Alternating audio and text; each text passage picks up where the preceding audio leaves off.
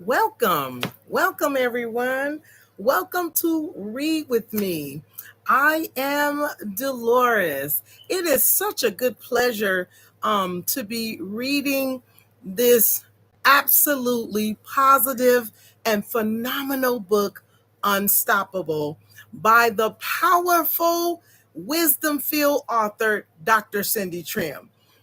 Come with me today as we continue reading. We are super excited, have been getting such awesome enlightenments every time we dive into another Read with Me. Now, this is Read with Me number 8, and we left off on the page number 98.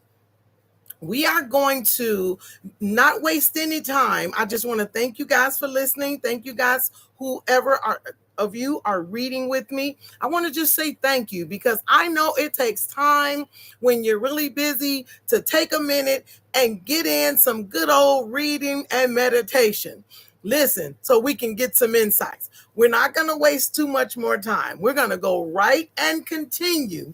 But before we continue, we left off on page number 98, like I said, and we were left with the assignment on number 7 to celebrate our small wins, which is after it says write down your trigger statement in your journal.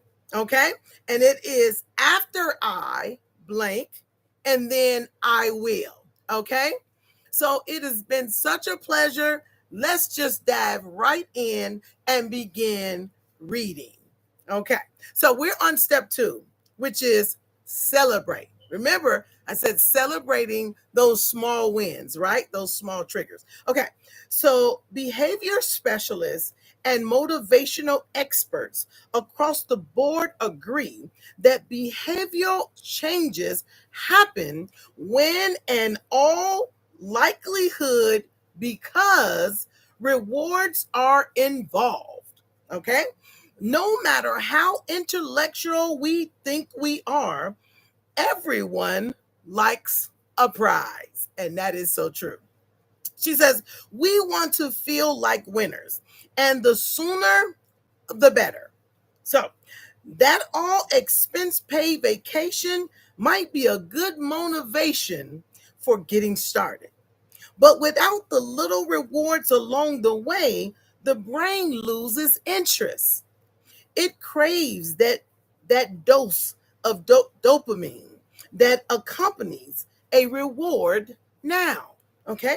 For the sake of instant gratification, Fogg teaches his client to cheer for themselves immediately after performing their tiny habit.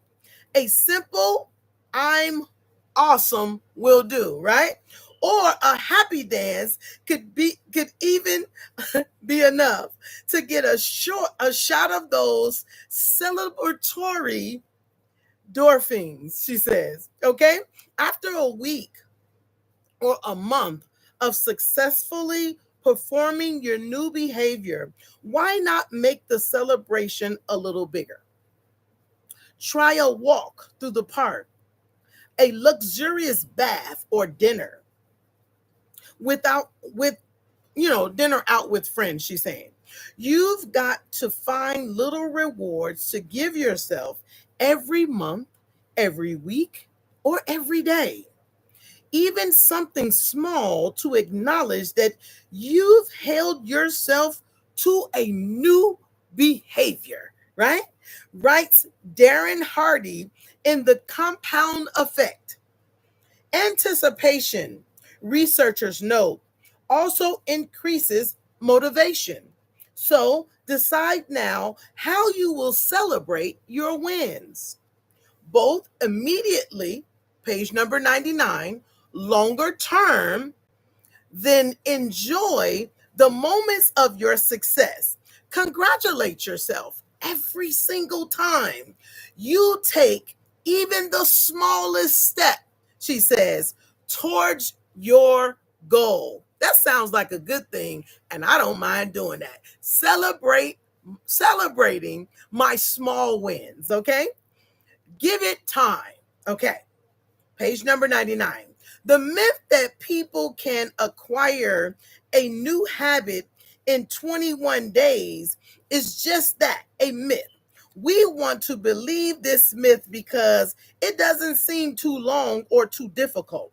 But making real lasting change takes longer and can be hard. But I bet you already knew that. In making habits, breaking habits, psychologist,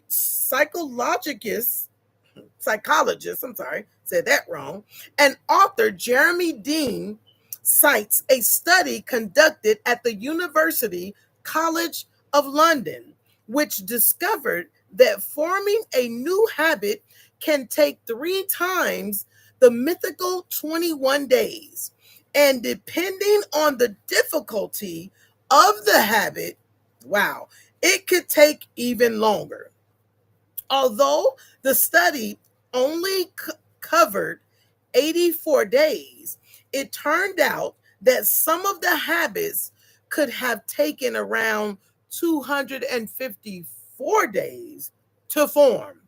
The better part of the year, that's a long time. Dean writes, tiny habits like drinking one extra glass of water a day are easy enough to interrogate you, but more challenging activities such as adding exercise to your schedule each day takes more time to feel so automatic that you do it, she says, without thinking. The lesson then is to make sure you give yourself an abundance of time to change your habit. After all, habits exist because you spent years developing them. Remember, the reality of neuroplasticity, your repetitive choices create physical patterns, okay? Ruts in your barns over a period of months and years, maybe even decades, she says. Creating new neural pathways will take time and conscious, repeated actions. Okay. Don't expect overnight results as you try to form new habits. And please don't berate yourself when you slip up and go back to the old way of doing things. It's going to happen, except that when you fail, acknowledging that you allowed the autopilot to take over that day. Fire him again. I love that. She says, fire him again and get back into the captain's chair. Page 100. Let's continue. The beauty of habits, writes Dean, is that as they develop, they become more effortless. Even when you're tired and upset or distracted, strong habits are likely to be performed because they're so ingrained within us, right? He adds, habits that you've constructed yourself for your own purposes can seem like magic when they work, like other behaviors that we carry out on a regular basis. The fruits of good habits may build up slowly, okay? But they can repay the effort made to establish them many times over, okay? She says, winning action, elevate your desired outcomes, okay? Just elevate just a little bit, okay? She says, be honest. Identify one place in your life you've said you want to change, but haven't authorized that change. We all do it. What goals have you made repeatedly but failed to achieve? Put that goal to rest. Number one, it is authentic. Did you make that goal because you wanted to please or impress someone? Two, if it is authentic, what is or are your barriers to achieving it? What's keeping or what keeps getting in the way, right? Number three, how can you overcome those barriers? We have to ask ourselves these questions. That's why she's posing these questions for us so we can ask ourselves, so we can make sure that we're being true to ourselves. Okay? Do you need a change of mindset? A change of environment? What tiny habits could push you toward your desired outcome? Okay. Start small, she says, and work on one change at a time.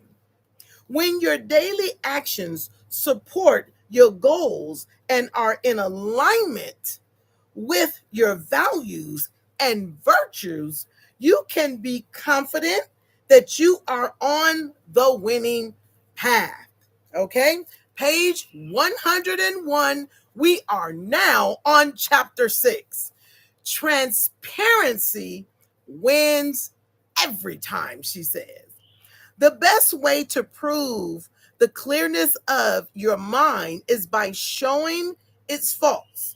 As when a stream discovers the dirt at the bottom, it convinces us of the transparency and purity of the water.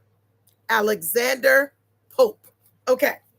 I'm not the most believable guy in the world right now, Lance Armstrong told Oprah in an interview, which aired on January 17th in 2013. Nearly 5 months earlier, on August 24th, 2012, the U.S. Anti-Doping Agency banned the world famous cyclist from all competitive sports and stripped him, wow, of the 7 Tour de France titles he had won between 1999 and 2005. That was big. During the interview, Armstrong admitted to having lied adamantly and repeatedly for more than a decade in regard to the allegations that he used performance enhancing drugs. We remember that, right?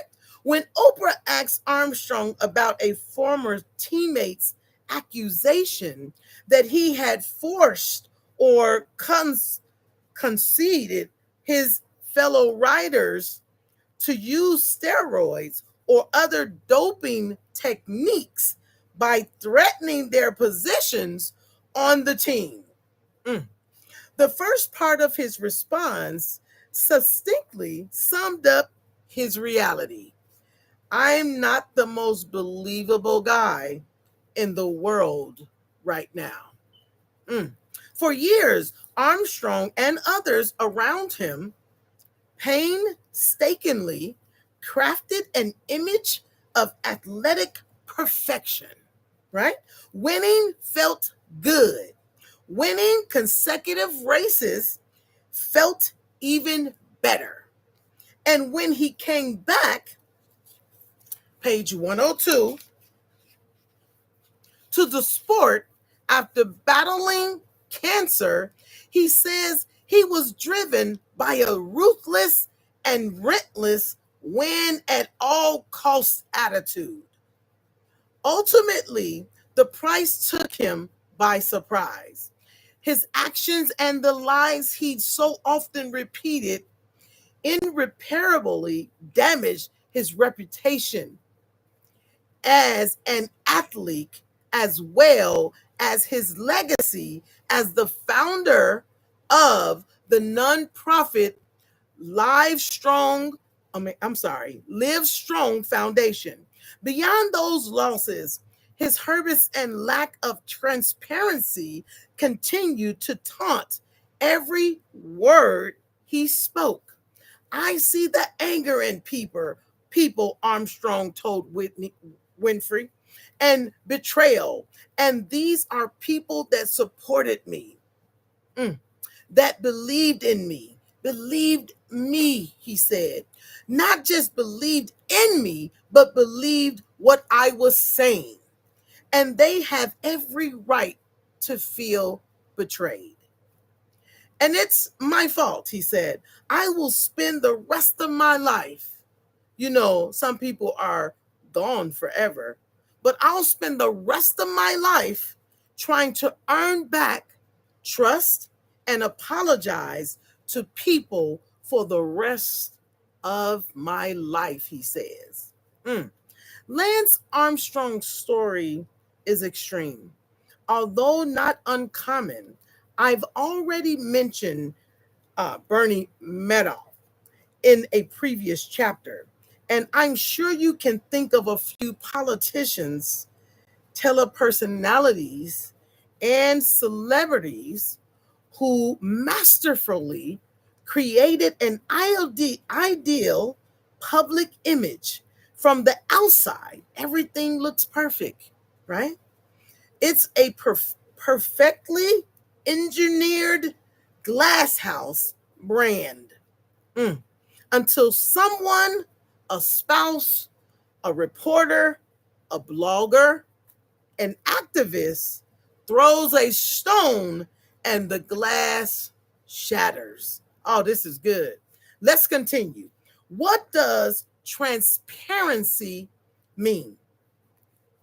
You may not believe that you and Lance Armstrong have anything in common. After all, he rationalized illegal and unethical behavior for years. That's not you. But look at his reason, and perhaps you can begin then to relate. Okay? What drove him to cheat, lie, and slander those who called him on his actions? He slandered them, right? Knowing that he was wrong. In a word, pride, because as he said in the interview with Winfrey, he was trying to perpetuate the story and hide the truth. Page 103. Perpetuating the story and hiding the truth. Let's take this concept of deception down a notch to something that's a bit more relevant. Take a few moments, she says, to consider these questions. Why do you wear the clothes you wear? Number 2, how do you choose which pictures and words to post on social media? 3, what brand of watch do you wear? Number 4, what's truly beneath that smile? Number 5, in what passive aggressive activities do you engage? Number 6, do you rush to tidy up your house before people come and visit? Number 7, how do you want to be perceived by your family members, friends, co-workers, clients, acquaintances, and the general public? And lastly, number 8, have you intentionally left out facts and details and chalked it up to privacy? To some extent, she says all, or at least the majority of us purposefully design the image we present to others. Truly, that in and of itself is not a problem. In the coming chapters, we'll discuss how your personal brand and public reputation can be powerful assets You want to shape them around and deliberately, but she says, and deliberately. I said that wrong.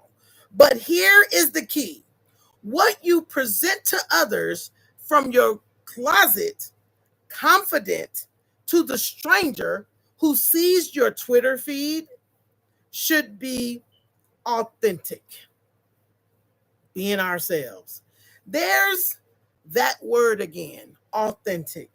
Do you see how authenticity must wrap around and travel through every aspect of your being and every area of your life?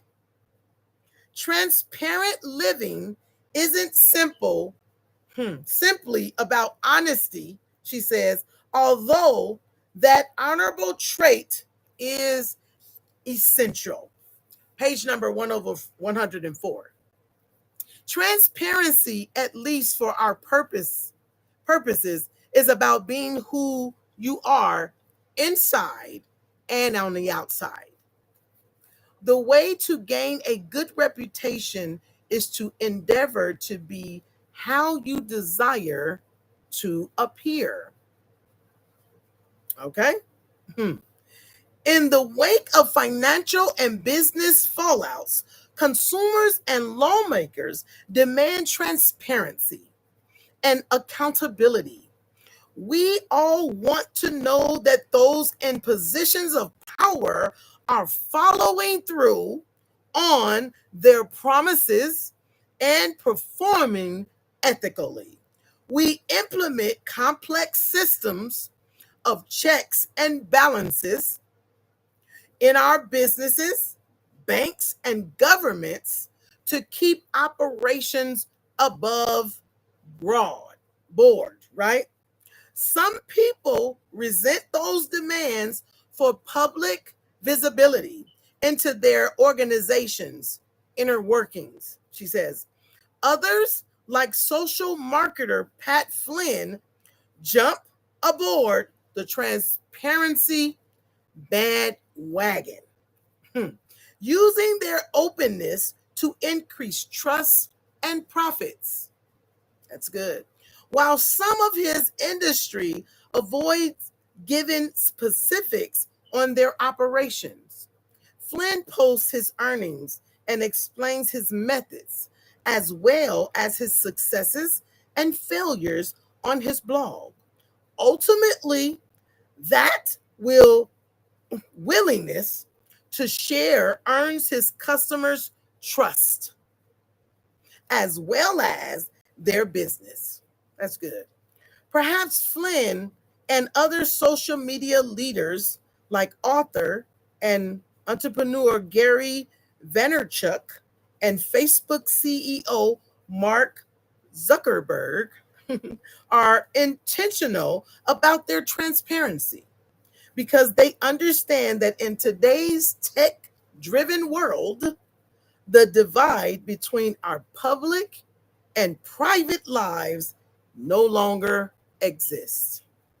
She says, if your life is authentic, others will eventually know the truth. Rather than hiding, they opt to control the story by telling it themselves. Makes perfect sense, right? Let's continue.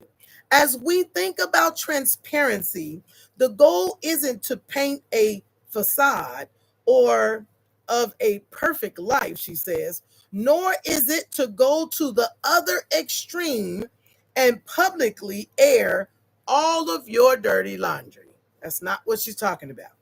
The point is to be yourself, your best self. Okay? Whether you are alone at home, posting online, or standing in front of a crowd. She says, if you have dirty laundry, and we all do, there's no need to flaunt it. But you must deal with it honestly. Page 105. That means telling the appropriate people, owning up to your own faults and working to amend mistakes. And for goodness sake, don't lie. I promise you this: hiding dirty laundry in a closet only creates a bigger stink. That's so good. Like it or not, and ready or not, transparency is part of your world today. For it to work for you rather than against you, she says, you must continually ask the question: are my actions and words in alignment with who I really want to be? If not, your responsibility is to work on bringing integrity or congruency to your life. I'll discuss some specific ways to do that shortly. But first, let's take a look at why we try to hide. This is good. We're talking about transparency. Is that who I really am or want to be? Let's continue. Fear, she says, the truth behind why we hide. Fear, false evidence, appearing to be real. I once heard a story about the irrational nature of fear that goes like this. There was a lion who feared nothing except the crowing of cocks. A chill would go down his spine whenever he heard a cock crowing. One day, he confessed his fear to the elephant, who was greatly amused. How can the crowing of a cock hurt you? He asked the lion. Think about it. Just then, a mosquito began cycling the elephant's head, or should I say, circling the elephant's head, frightening him out of his wits. If it gets into my ear, I'm doomed. He chuckled, failing at the failing at the insect with his trunk. Now it was the lion's turn to feel amused. The moral of the story: if we could see our fears as others see them, we would realize that most of our fears, she says, makes no sense. Wow, that is so powerful. Okay, let's continue. The power fear holds can seem immense, intense, and unbreakable. Fear can cause us to act in ridiculous ways and even contradict our own standards and values. It can push us to excel, or it can paralyze us. If we allow it, it can drive us to do unimaginable things. Wow. Page 106. But don't believe for a second, she says, that fear's power is unbreakable. That's a lie. It's another case of false evidence appearing to be real. In Happy this year, Will Bowen makes the claim that fear is behind every lie. I think he's probably right. People lie because they are afraid of ... Now, they're afraid of, she says, the fallout that comes with telling the truth, taking responsibility for their behavior, having uncomfortable conversations, fear of being left, fear of missing out, fear of losing a job, influence, credibility, or a relationship, fear of having people compare them unfair. Wait, let me say that again. Having fear of having people compare them unfavorable to others, fear of disappointing people, and fear of failing. Mm. Some people even lie to themselves because they're afraid of succeeding. Fear leads to deception and to an inauthentic and guarded life that is at risk of collapsing like a house of cards. To bring clarity back into our lives, we must search within to discover and deal with the specific fears that causes us to hide. Mm. Fear of failing. There is perhaps no fear more common than that of failure. Don't we all want to succeed and win? Unfortunately, the fear of failing too often stops people from even trying. Their belief is that failing, they will disgrace, they will be disgraced, she says. Mm. Perhaps you remember all too clear the pain and awkwardness of middle school when slip ups might as well have been broadcast from the loudspeaker. It seemed all eyes were on you the moment you made a mistake. Everyone knew when your boyfriend dumped you, page 107, for another girl. The real athletes tease you because you weren't talented enough to make the sports team, tripping up the stairs, quite literally, stopping your friends in their tracks just long enough to point and laugh. Mm. Thankfully, those days are long gone for most of us. Consciously, we know that no one is likely to point and laugh at our mistakes or failures. Even so, the desire to impress people with our abilities and achievements, she said, is intense. If this particular fear causes you to look outward to see what others are doing and how you fail to measure up, your focus is on the wrong thing, she says. Mm. You know what? This is one statement I'm going to repeat. I'm going to read this again because this makes so much sense. It's crazy. Okay. If this particular fear, she says, causes you to look outward to see what others are doing and how you fail to measure up, your focus is on the wrong thing. Mm. A failure is not always a mistake. It may simply be the best one can do under the circumstances. The real mistake is to stop trying. B.F. Skinner. Okay. Where is your focus? Is it on impressing others or is it on living the best of your ability with integrity? Are you more concerned with winning against others or with growing personally?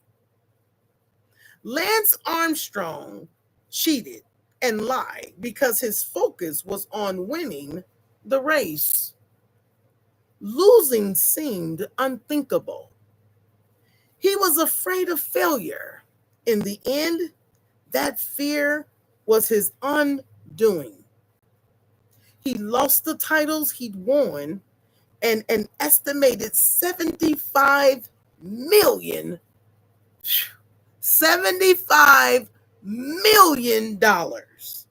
in future income when his sponsors dropped him.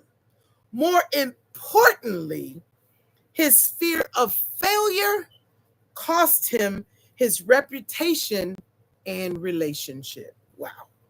Remember, you are an original, she says. Let me repeat that. Remember, I wish I had a blowhorn. I could just say it really loud, but I'm just going to repeat it. Hopefully that you grab it. Remember, you are an original.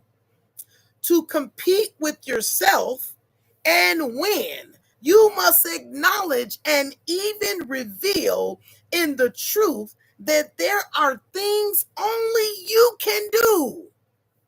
And the world is waiting on you to do them. And here's the truth. You may try to fail. That too is good. Failure teaches you how to improve. She says you may try and fail. I said that wrong. You may try and fail. That too is good. Failure teaches you how to improve. It challenges you to grow. Motivational speaker and author Tony Robbins explains that failure is an invaluable part of the growth process. I've come to believe, page 108, let's continue. I've come to believe that all my past failure and frustrations were actually laying the foundation for the understanding that have created the new level of living I now enjoy. Wow. Dr. Cindy Trimm says, fear of what others think. Let's talk about it.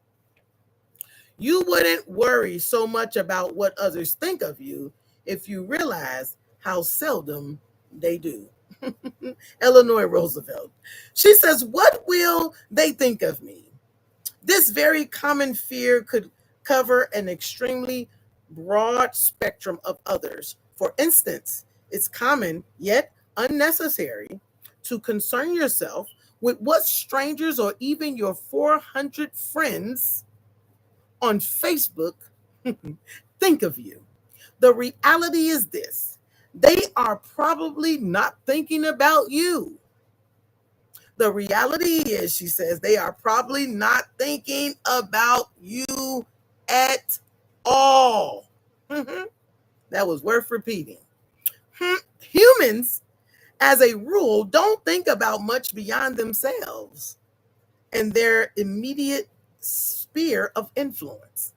Our brains don't have the patience or bandwidth to focus on things that are not immediately important to us. So let's limit the focus of this discussion to what the people closest to you think. Really, those are the people who matter most to you. And it's in these relationships that a lack of transparency, honesty, and authenticity can do the worst damage. As you'll learn in the next few pages, Dr. Cindy Trimm says we must be willing to be vulnerable, to risk sharing our true selves with others if our marriage, friendships, and relationships with our parents and children are going to survive and thrive. I want you to carefully consider the people you are allowing into your circle of influence. We are shaped by those with whom we surround ourselves. If someone you spend time with regularly demands that you live up to an expectation that you have not set for yourself, perhaps it's time to evaluate the quantity of time you devote to that relationship. If the goal for your life is authenticity, she says, it is crucial that you feel free to be yourself and that you allow others that same freedom. Wow, page 109. To close this section, I want to remind you that you are enough. Life is not about living up to society's expectations, or even, she says, those of your parents or spouse. Neither is it about competing with others. Okay, I'm going to read that again because that is a big takeaway right there. She says, neither is it about competing with others. It is about becoming the best version of yourself, she says. I love how Braid Brown explains this journey towards what she calls wholehearted living, which in many ways is about living transparently. In her book, The Gifts of Imperfection, she writes, wholehearted living is about engaging in our lives from a place of worthiness. It means cultivating the courage, compassion, and connection to wake up in the morning and think, no matter what gets done and how much is left undone, I am enough. It's going to bed at night thinking, yes, I am imperfect and vulnerable and sometimes afraid. But that doesn't change the truth that I am also brave and worthy of love and belonging. That is so good. Determined to be brave enough to be yourself. How and why, Dr. Cindy Trimm says, to be transparent. When we consistently betray ourselves, we can expect to do the same to the people we love. Brené Brown. Have you ever had the experience of being completely duped by someone? Have you had a friend, coworker, or spouse break your confidence by withholding or manipulating information? How did you feel when you discovered the lies? If you've been on the receiving end of dishonesty, you know how destructive that break of trust can be to your relationship. Even little white lies, they call it, okay, which in and of themselves may seem unimportant, can break down levels of trust. The reason the person who was, page 110, lied to wonders. If he or she lied about something so small, why would they tell the truth if there were real consequences? Transparency at home. The truth is, just a little bit more for today.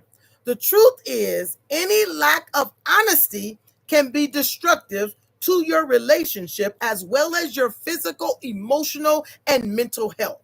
Here's a telling story that illustrates how self-destructive mistruths can be there. One day, a boy and a girl were playing together. The boy had a collection of marbles. The girl had some sweets with her. The boy told the girl that he would give her all of his marbles in exchange for her sweets. The girl agreed. The boy kept the biggest and most beautiful marble aside and gave the rest to the girl. The girl gave him all of her sweets as she had promised. Now that night, the girl slept peacefully, but the boy lay awake wondering if the girl had hidden the best sweets from him the way he had hidden the best marble. Something to think about there. In Happy, this year, Bowen cites a study conducted at the University of Notre Dame in which researchers evaluate the influence dishonesty had on the participants' health and relationships. One group was instructed not to lie at all during the 10-week study. If they couldn't bring themselves to tell the truth, they were encouraged to simply remain silent.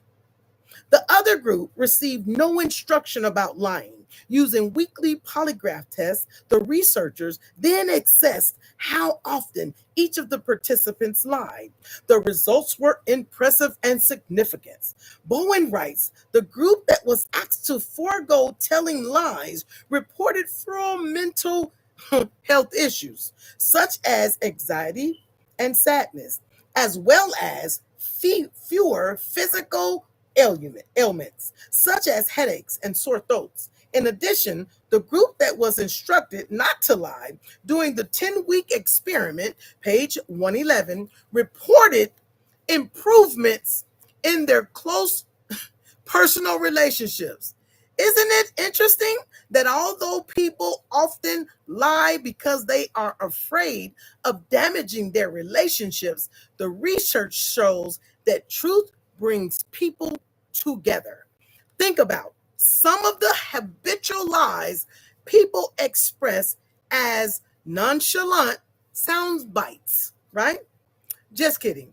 Tell me the truth. I won't be mad. I'm fine. I'll call you later. I don't remember. My phone died. These are the lies. Okay. Okay. We understand. My phone died. My computer crashed. I never got the email. It must have gone to spam. I wish I could be there, but I've got an appointment, recital, or a funeral, she says. Sorry, I'm late. There was an accident. Wow. This is absolutely phenomenal. We have read enough for today. However, we stopped on page 111. This is just so good, teaching us about how important transparency really is. Just being the best version of ourselves, truly. And then when we see something that's not really us, let's don't agree. Okay? Let's be honest and transparent with each other. Okay, we stopping at 111. I am truly grateful and thankful for you, just the ones that are reading along with me, and also those of you who are just listening. We want to thank you for your time. And listen, in this chapter 6, it is giving us some phenomenal, some really big things to take away. We must love transparency. That teaches us something about our core values, who we are. Now, until next time, thank you guys so much. It has been such a pleasure. Thank you for reading with me. Until next time, have a beautiful evening.